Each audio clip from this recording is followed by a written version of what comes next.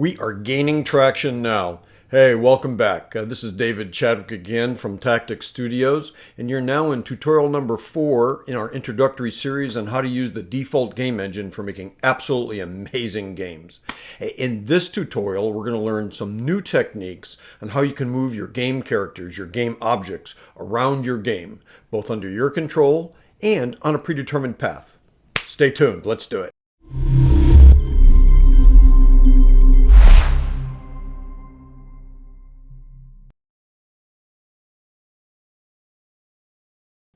It probably seems we've come a long way. We actually have made quite a bit of progress.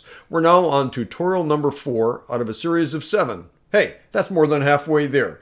You're continuing to add tools that is going to make you a really proficient developer of default games. Hey, stay tuned. Let's jump into the trench and let's learn the various movement techniques that you need to build that game. Here we are, whiteboard time again. I knew you were waiting for it.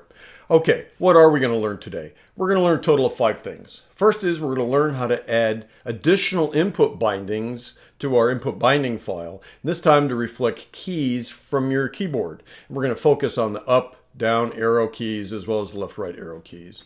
The second thing we're going to learn is how do you apply those additional key actions to the movement of your game object so that when you press the up arrow, for example, the character starts moving up the screen. The third thing we're going to do is we're going to learn how to change the animation group so that if your character is moving to the left, it looks like he's moving to the left. If he's moving to the right, it looks like he's moving to the right. And if he's idle, he doesn't have a running animation. He's got more of a kind of a bobbing effect or something like that.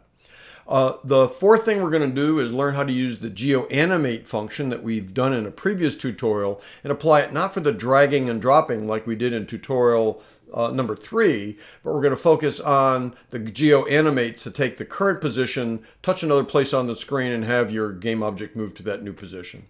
And finally, we're going to establish a path, a series of waypoints, each waypoint having an X and Y coordinate. We're going to have our game object follow along from waypoint to waypoint at a constant speed. So with that, let's go ahead and jump into our design and our build plan. You know, one of the unstated goals of the tutorial is to build good developmental habits. Habit number 1 is plan before you build. So, hey, can't blame me for trying. Let's quickly go through the design. The design, really straightforward. We've got a single collection on this one as we did on tutorial number 3. We've got a background game object, and then we've got 3 game objects that reflect the 3 different characters. We've got a game object associated with when you control the character with your arrow keys. That includes a sprite and a Lewis script. And the other 2 also have sprites and Lewis scripts. The one associated with the touch action and the one associated with the predefined path action. So I think at this point we're ready now to begin that sequence. Let's go ahead and create a new project. Use the empty template, and then we'll get down and start modifying parameters for step number 1. No surprises in step 1. We're going to modify game.project to reflect the dimensions we want to use for this application.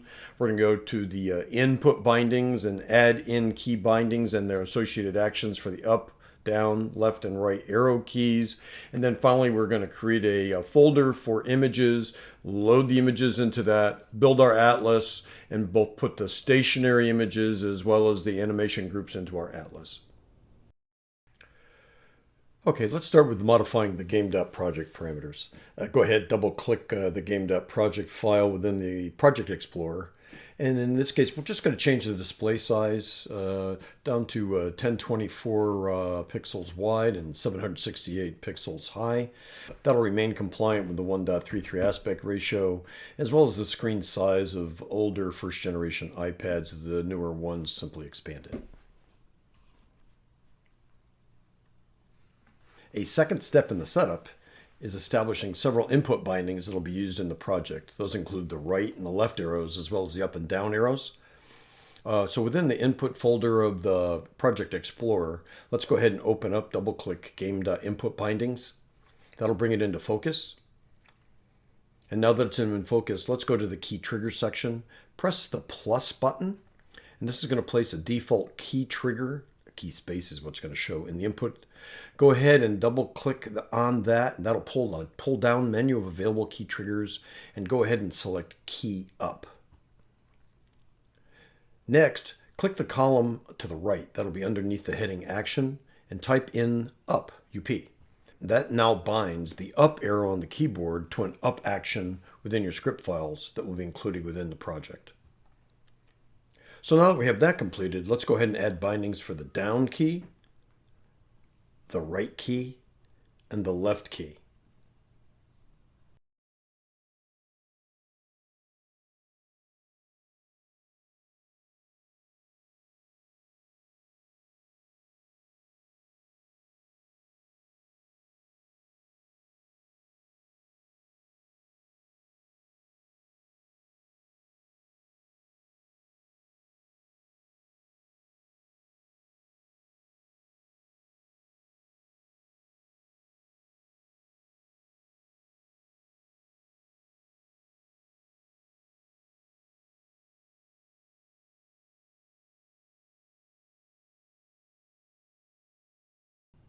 And the last step in our input bindings is we need to modify the mouse trigger to reflect clicking the mouse button or touching the screen.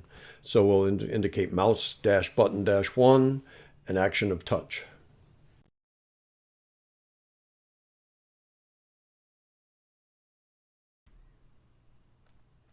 Let's first, under the project tutorial 4, let's create a folder titled Images. Okay, hey, the next step is going to be building the project atlas. Let's go ahead and first upload all of the image files to the project. There's going to be 4 primary graphic categories in this project.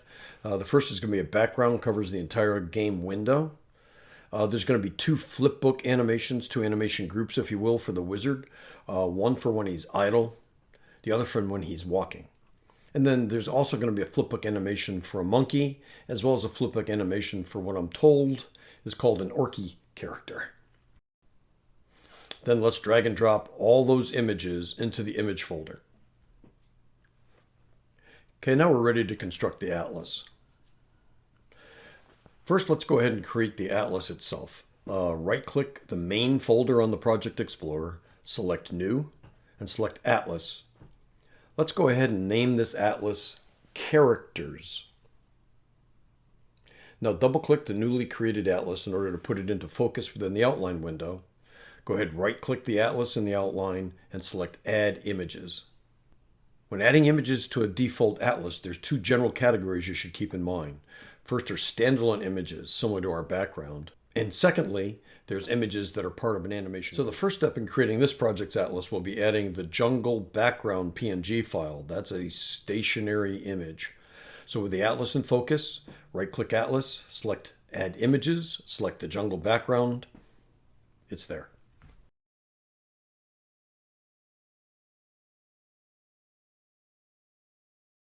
Now let's create a couple animation groups in the atlas. First step will be to create 2 animations for the wizard. One for when he's idle, the other from when he's walking. So with focus on the atlas within the outline window, go ahead and right-click Atlas, add an animation group. A new animation is going to appear in the bottom of the outline. You can change the name in the property window. Let's change it to wizard_idle. Let's also change the frames per second for this animation. 3 is a good number. You can try anything you'd like, and that'll be the number of frames per second that this thing is going to go through. Now we want to add images for that animation group by right-clicking Wizard Idle, select Images, and identify the 4 frames related to that activity.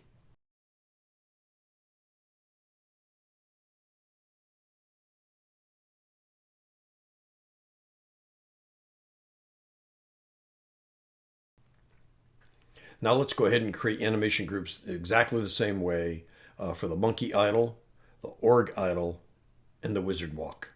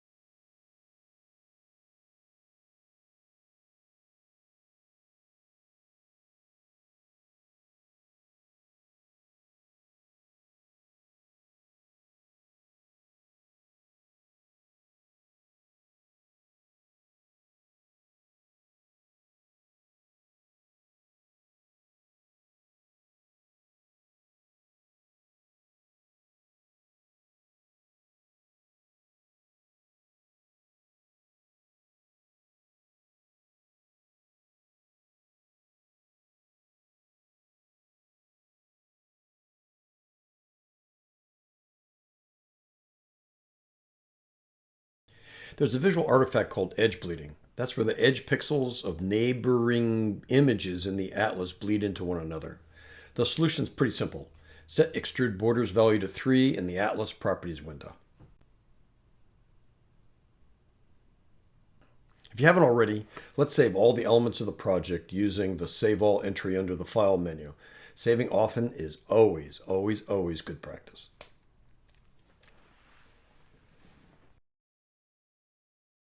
Step 2 will be adding the background image.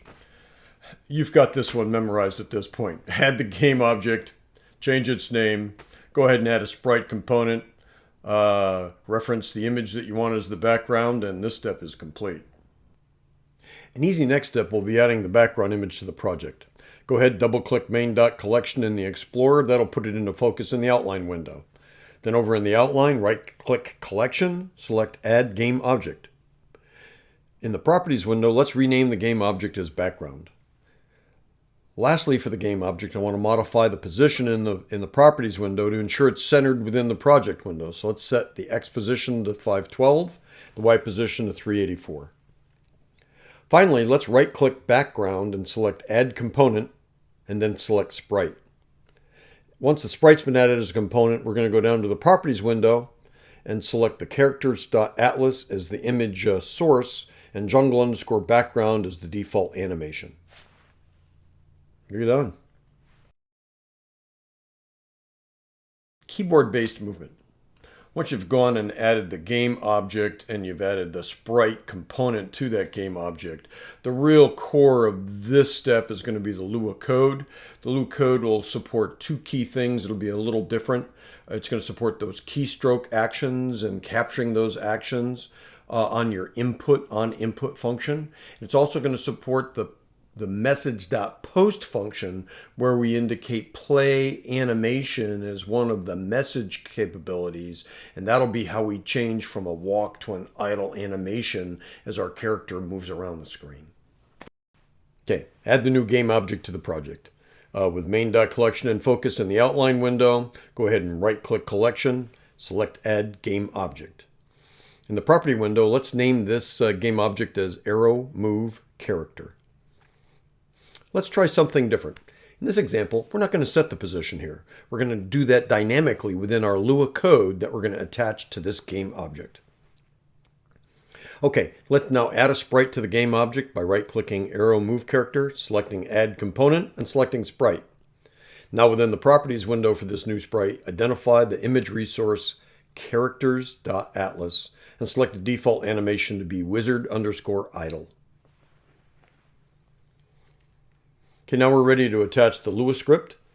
Similar to previous tutorials, we want all of our script files in a single folder. So for the project-wide folder, go ahead and right-click, select New Folder, and let's name that folder Scripts.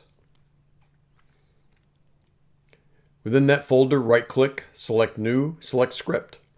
Let's change the name of this script to Arrow Move Actions. Then go ahead and replace the default script content with the following. Let's do a quick walkthrough of the arrow movement script.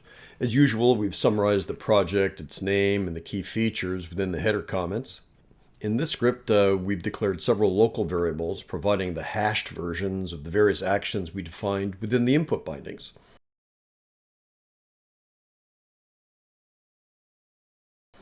Upon executing the init function, the position of the game object is set, and script properties for the current animation and the speed are initialized. The update function is executed each new frame, and it places user instructions on the screen, as well as monitoring the position of the game object. Notice it changes the direction of the speed when hitting the edge of the screen, both in the X direction as well as the Y direction, to reverse the movement of the character when it hits the edge.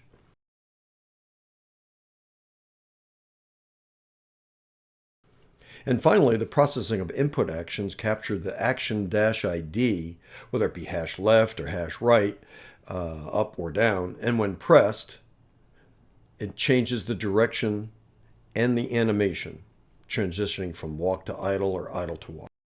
Okay, let's take a quick moment and walk through some syntax highlights. Comparing an ID to a string value requires the use of this hash function. You're going to see this frequently in all the examples. Play animation is a parameter that you send using message.post. It starts an animation for a designated sprite. One of the most frequently used features of Defold is the message.post function. It allows the exchange of information or control directives between game objects or between components of the same game object. It's essentially Defold's approach to reducing coupling between components. That avoids a lot of debugging challenges. The parameters here are pretty self-explanatory. There's a receiver, there's a message ID, and a message. You're going to often want to flip an animation, either horizontally or vertically, to reflect the impact of hitting a wall or the edge of a screen, things such as that. This function has two parameters, the URL of the sprite that's going to be flipped, and a conditional Boolean expression, true or false, to control when it happens.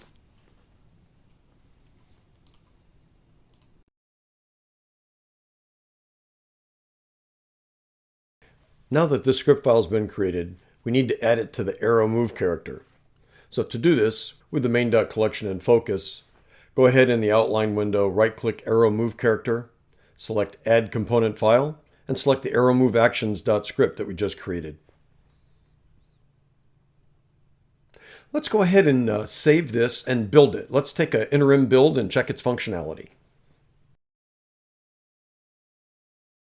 Well, that seems to work pretty well as designed. I hit the arrow keys left and right and up and down. The wizard moves back and forth. I think we're ready to move to the next step. Next step, touch-driven movement. This one actually is pretty simple.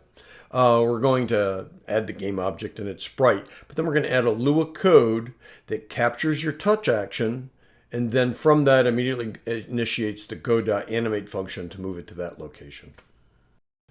Okay, let's go ahead and build it. With the main.collection in focus, in the outline window, go ahead and right-click collection, select add game object after it's added. Then the properties window, go ahead and change the ID to touch move character. The next step will be adding a sprite as a component to this game object. We'll do that by right-clicking the touch move character in the outline window, adding a component, selecting sprite, and once the sprite component's been added within the properties window, let's select characters.atlas as the image source and monkey_idle as the default animation. Next, we want to add the Lua script. Within the Project Explorer, right-click Scripts, select New, and select Script. And let's change the name of this script to Touch Move Actions. Now go ahead and replace the default script content with the following. Let's quickly walk through the code here. Consistent with good practice, a summary header comment section is provided. And the init function, which initializes the self.speed and sets the game object position. The update function is called each frame and places several user instructions on the screen. Input processing captures the touch action when it's released. It sets an animation into play that changes the position from the current position to the new touched position over a duration. Okay, once the script file's been created, we're now ready to add it to the monkey character. So let's go ahead and do this by the main.collection in focus. Go over to the outline window, right-click touch move character, select add component file. Go ahead and select touch move actions.script. That's a script we just created, and press OK, and it's added now to the game object. Okay, so we've saved the project and we've conducted a build. And as you can see, our monkey can move as I touch various locations on the screen. The monkey, using the go.animate function, moves there at a constant speed. And I can also move the wizard and the monkey at the same time. I'm not having any interference between the two game objects. So this looks good. Path-based movement. This Lua code is going to be a little bit different. It's going to define in local variables the X and Y coordinates of the various waypoints on the path. And then in the update function, it's going to, for every DT, time increment between frames, it's going to compute what the X and the Y distance traveled during that frame will be based on speed, maintaining a constant linear velocity and increment the position of the game object to reflect that. Hey, we're in the last build. Let's go ahead and add the game object for this final defined path movement game object.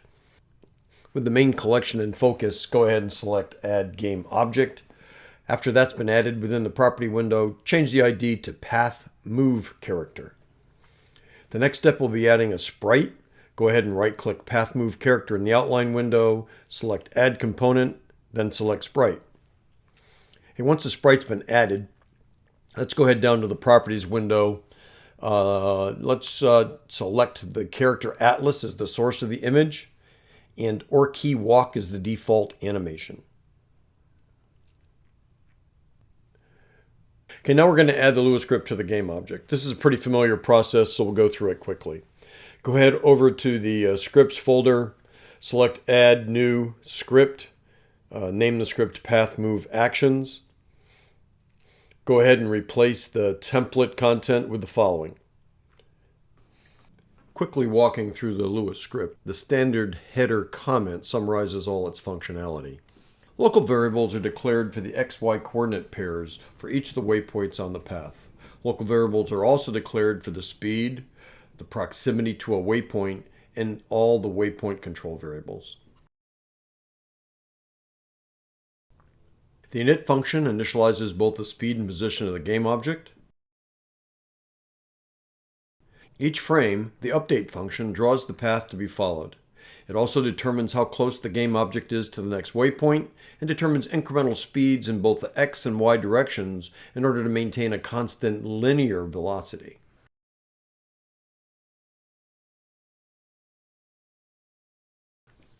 Then, the update updates the debug message on the screen with the current position of the game object and resets that game object's position.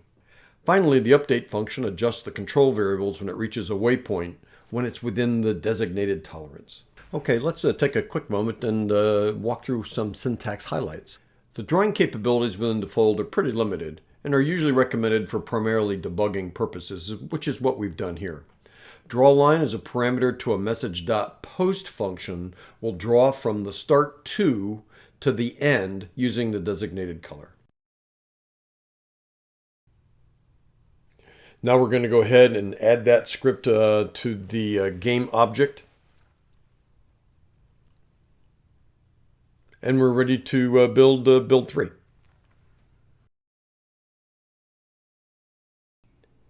Here's build 3, and that completes the project. It illustrates several key default features to include establishing a path and having a game object follow it at a constant speed, setting up controls which enable keyboard bindings to manage game object movement, and several techniques associated with animation and sprite flipping. Well, we've reached the end of tutorial number 4. Lots of new unique techniques associated with this one, particularly some updated techniques that allow you to move your game object either with user inputs, keyboard, touch, or on a predefined path. Hope you found it useful. Please, if you have any comments or any recommendations, please enter them below. I'll continue to review those. If you have questions, I'll do my very best to get back to you quickly. Please subscribe if you can. As a quick reminder, there is a text version of this entire tutorial on the tacticsstudios.com website. That website will also allow you to download a zip file which contains all the project files to include the script files and the images associated with this tutorial so that you can jump in, bring it up in your version of Defold, and manipulate a little bit and do a deep dive on your own right. So with that, thank you so very much. Appreciate it. Looking forward to tutorial number 5. Tutorial number 5 is going to be about physics. We're really going to get into the impact of gravity and collisions on your various game objects. See you then. Stay tuned. Bye-bye now.